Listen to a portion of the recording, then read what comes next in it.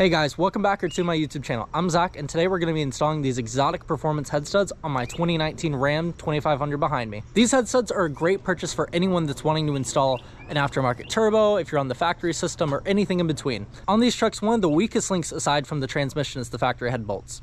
While the factory head bolts work in many cases, in our case, they're just not going to be enough. As we're pushing close to 45 pounds of boost on our second gen swap, the factory head bolts are only rated up to 38 pounds of boost, which just isn't enough for us. It can lead to the head lifting and many other issues down the road, and that's just something we want to avoid before it happens. So let's go ahead and get started with this install. So when you receive your head studs, they come nicely packaged in this box. It tells you everything you need to know. However, on the box, it does say that they're only from 98 to 2018, but I did confirm that these are compatible with the new 5th gen Rams. But anyways, they come with all 26 studs. 6 of them will be longer. These are for the exhaust side. 26 nuts, 26 washers. They're all nicely packaged. It also includes a little bit of assembly lube. And they also went ahead, they included an Allen key. This is for the tops of these when we're gonna thread them in. And they even included a socket. This is a 14 point, I'm pretty sure. They also include a nice diagram. They tell you everything step by step, but obviously we're gonna be showing you what to do. But it does show, like, if you're doing the one-by-one method, like, all right, we're gonna come up here and do this one, then we're gonna do the second one, and we just go from there. So everything is here in the kit. You don't need to go out and buy anything. You don't need anything else. Everything you need is here. It tells you all your warranty information. It's a great kit. We're gonna go ahead and get started on this. So we're gonna go ahead and get started by taking off the crankcase, the valve cover, and the injector harness. This is gonna be your crankcase. Your valve cover is this big black piece right here, and then the injector harness is inside of all of this. It should be pretty easy. They do tell you not to use power tools because everything is very fragile. I know that with some aftermarket valve covers though, they do say that you can use power tools. However, because this is all stock, we're gonna play it safe. So let's get started.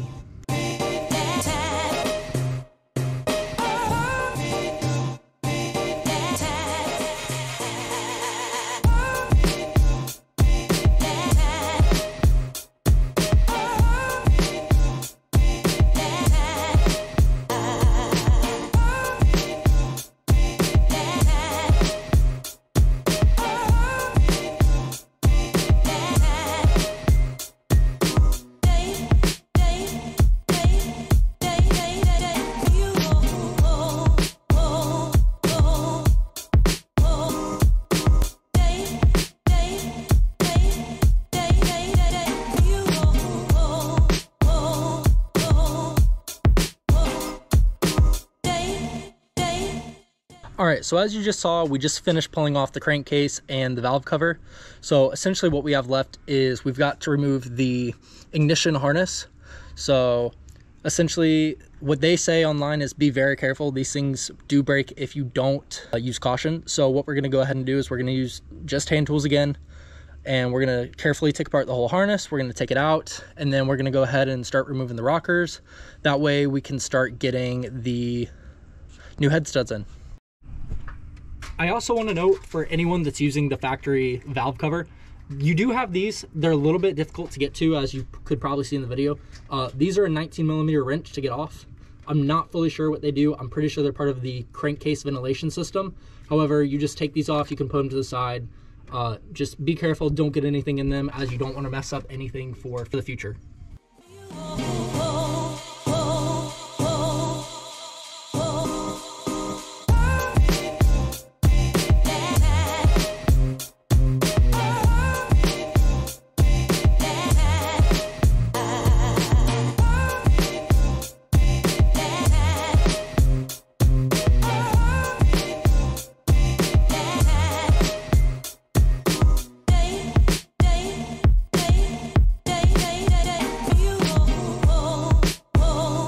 So in the last clip, I called it the ignition harness, but in reality, this is the injector harness. And let me just show you guys something that I haven't seen anyone really go over. So when you're doing this, you need to go ahead and you need to take these off. These are an 8mm. They're extremely easy. You can probably get them off. They're finger tight. However, what's not easy are these clips. Now, to get these off on the other side, there's this push pin.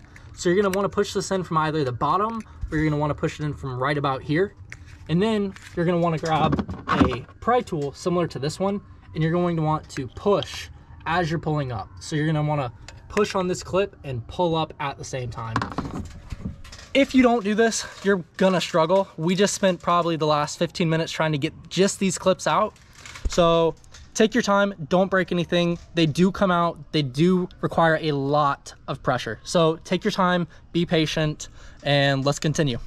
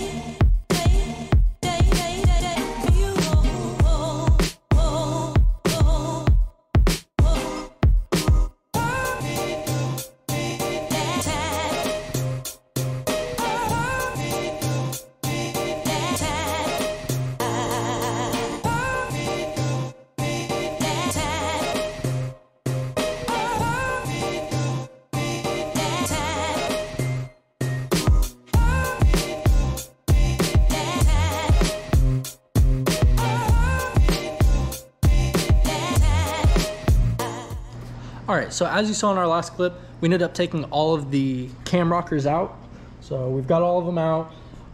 This is the front of the block all the way to the back of the block. We also took out the first head bolt, and so what we're gonna do is we're gonna take one of our studs, we're gonna put some assembly lube on both sides of this, then we're gonna take one of our washers, we're gonna put assembly lube on both sides of this, and then we're gonna put assembly lube on just the bottom of this, thread it on to our new studs, and then we're gonna take these studs and thread them into the block.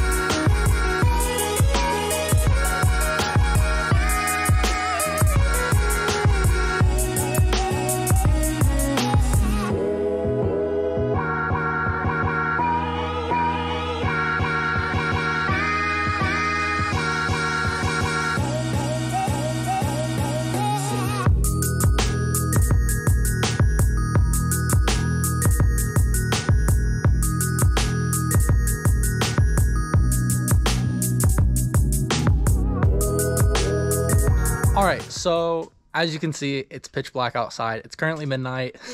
We've had a few hiccups, but all of the studs are in. We went ahead and we torqued them all to 100 foot-pounds first. Then we went back and did 115, and now we're at 130.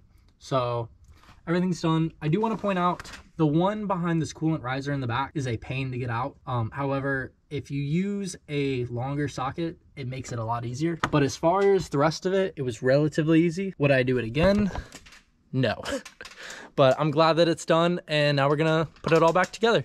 In the last clip you probably saw, we were getting ready to go over and finish up everything. However, our camera battery died in the middle of this. With that said, we finished everything up, put everything back together, took it for a test drive, and this is what it looks like. While there isn't much to see in person, there are the 6 longer studs on the exhaust housing of our install. While most of the work is done inside of the motor, this is the only thing visible from the outside. But with that said, this was a relatively easy install. I wouldn't do it again. However, I would say anyone with a basic understanding of how tools and motors work, this isn't as hard as people make it out to be. But with that said, thank you guys so much for watching, and please make sure to comment, like, and subscribe, and I'll see you for the next video.